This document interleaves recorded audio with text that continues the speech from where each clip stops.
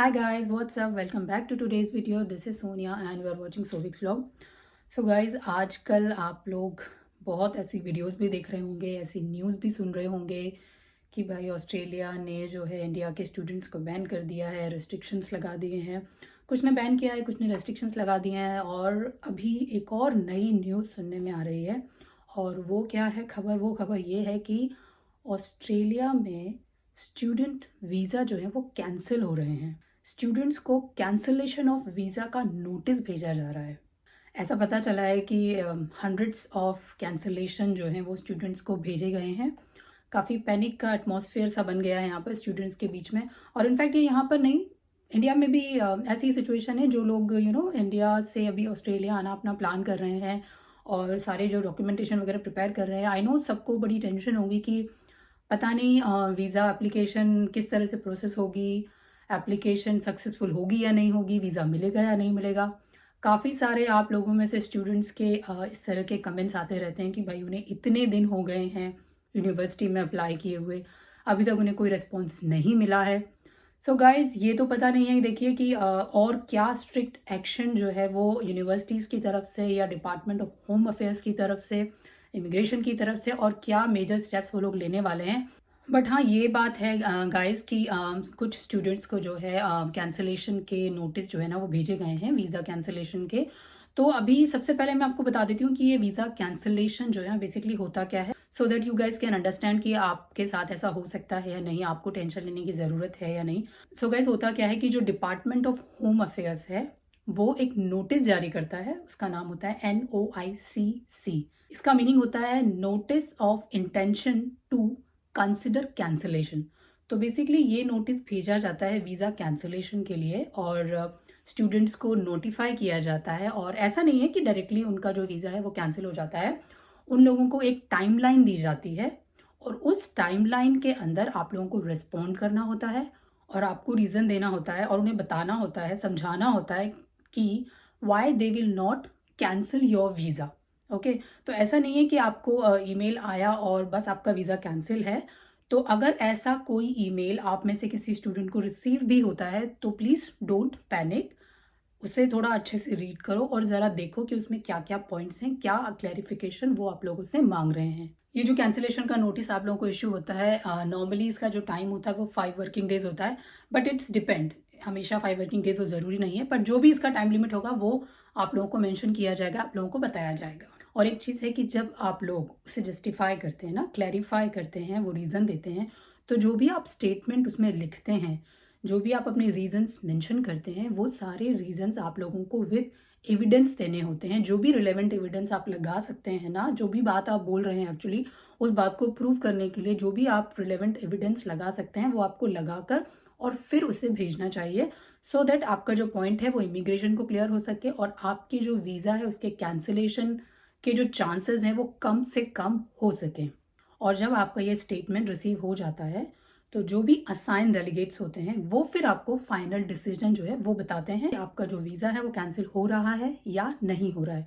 So guys, ये तो हो गया कि वीज़ा कैंसिलेशन कैसे होता है, ठीक है। अब एक चीज़ और है, देखिए अगर आपके पास ऐसा कोई ईमेल आता है तो जैसा मैंने आपको बताया कि आपको इस तरह से स्टेप लेना है। और अगर आप ये काम किसी एजेंट के थ्रू करवा रहे हैं, आपने वीज़ा किसी एजेंट के थ्रू लगवाया था, या फिर है कि अभी आप ऑस्ट्रेलिया में हैं और आपको ऐसा कोई ईमेल आया है, तो आप किसी सर्टिफाइड और जेन्युइन बंदे से, जेन्युइन एजेंट से जो है ना से डिस्कस कर सकते हैं अपना केस। और देखिए अगर आपको नहीं समझ आ रहा है ना, आई नो ऐसा कोई मेल अगर आएगा तो सबसे पहले बंदा पैनिक ही होगा और टेंशन में तो आधा दिमाग वैसे ही काम करना बंद कर देता है। तो आप किसी जेन्युइन बंदे से बात कीजिए।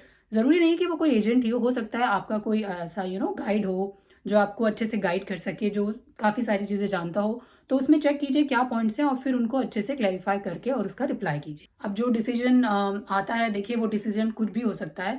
वो हो सकता है कि आप लोगों को फिर से चांस मिल जाए स्टडी करने का, या ये डिसीजन हो सकता है कि भाई नहीं, आपका वीज़ा कैंसिल है एंड पर्टिकुलर ड्यूरेशन के अंदर अंदर आपको कंट्री जो है वो लीव करनी है। वो कितने भी दिन हो सकते हैं, यूजुअली 28 दिन का टाइम मिलता है, पर जो भी आपके मेंशन किया जाएगा आपको उस टाइम पीरियड के अंदर कंट्री को लीव करना पड़ेगा। अब उसके लिए है कि बीच में आप कोई और नया वीज़ा अगर लगवाना चाहते हैं, कोई और नया स्टूडेंट वीज़ा लेंगे अगर आप, मान लीजिए किसी और पर्टिकुलर यूनिवर्सिटी का, तो देखिए आपको सारी चीज़ें लगानी होंगी। जो भी स्टूडेंट वीज़ा के डॉक्यूमेंट्स आपने इंडिया से लगाए थे ना, वही सारे के सारे डॉक्यूमेंट्स आप लोगों को लगाने होंगे।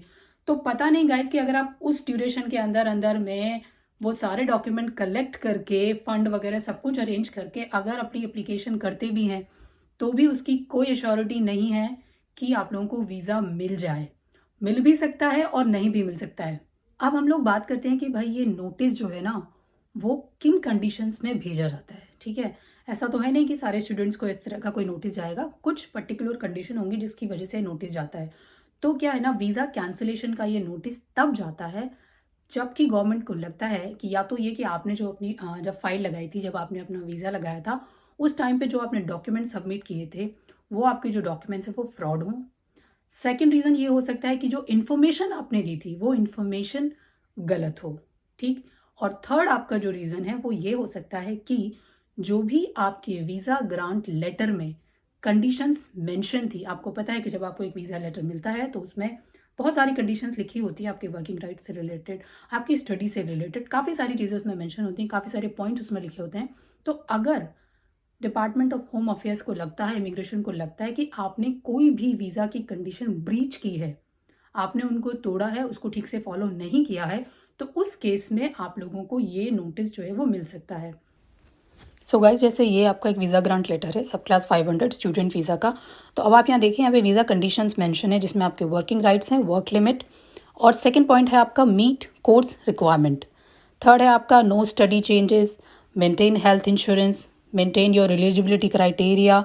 तो ये सारी जो चीज़ें हैं इसमें काफ़ी सारी कंडीशंस है। तो अगर गवर्नमेंट को लगता है कि आपने कोई भी कंडीशन ब्रीच की है, कोई भी कंडीशन फॉलो नहीं करी है, तो उस केस में आपका जो है वीज़ा वो रिजेक्ट हो सकता है। नाउ गाइज, अगर आप 8202 का डिटेल देखेंगे गूगल पर, या फिर आपके पास जो आपका वीज़ा लेटर है ना उसमें भी आप देख सकते हैं, तो उसमें क्लियरली लिखा होता है कि that you have to fulfil the course duration and whatever is your course condition. यानी कि देखिए, अगर उसमें लिखा है कि आपको फुल टाइम कोर्स करना है, आपको वो करना है।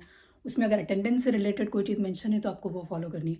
अब एक्चुअली यही एक सबसे बड़ा रीज़न इस वक्त ऑस्ट्रेलिया में हो रहा है वीज़ा कैंसिलेशन का।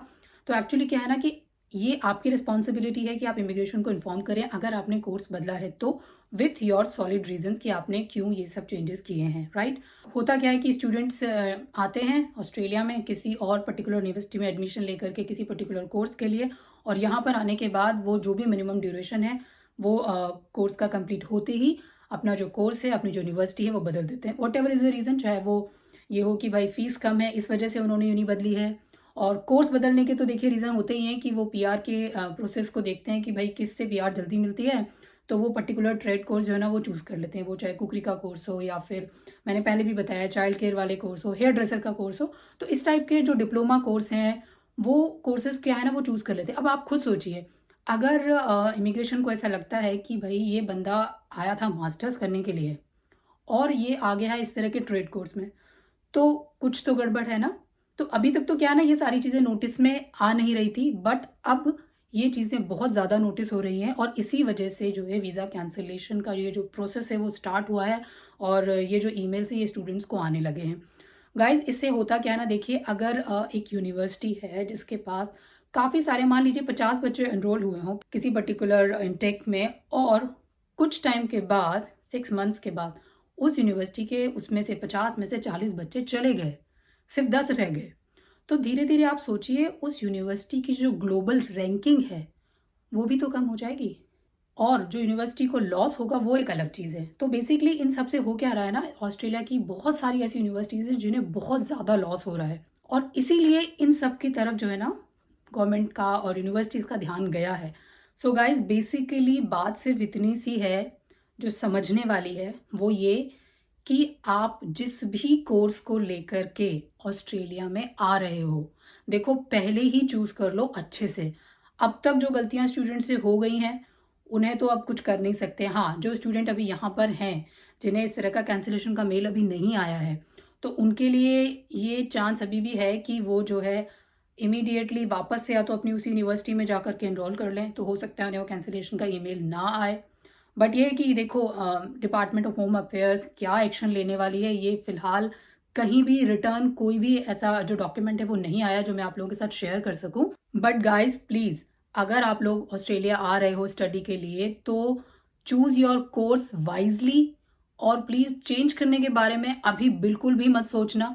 जिस भी कोर्स के लिए आ रहे हो, जिस भी यूनिवर्सिटी में आ रहे हो ना, आप लोगों को अब जो है वो काम करना ही पड़ेगा। पूरी जो अपनी स्टडी है वो पर्टिकुलर यूनिवर्सिटी से करनी पड़ेगी। तो मेरी सारे स्टूडेंट्स को बस इतनी सी एडवाइस है कि अपना कोर्स अच्छे से चूज कर आना जो अब आने की सोच रहे हैं, और अपनी यूनिवर्सिटी अच्छे से चूज कर आना। पहले ही देख लो भाई कि कहाँ कोर्स सस्ता है और कहाँ पर आपको स्कॉलरशिप मिल सकती है, क्योंकि मैंने और भी शेयर किया है कि स्कॉलरशिप भी बहुत सारी हैं।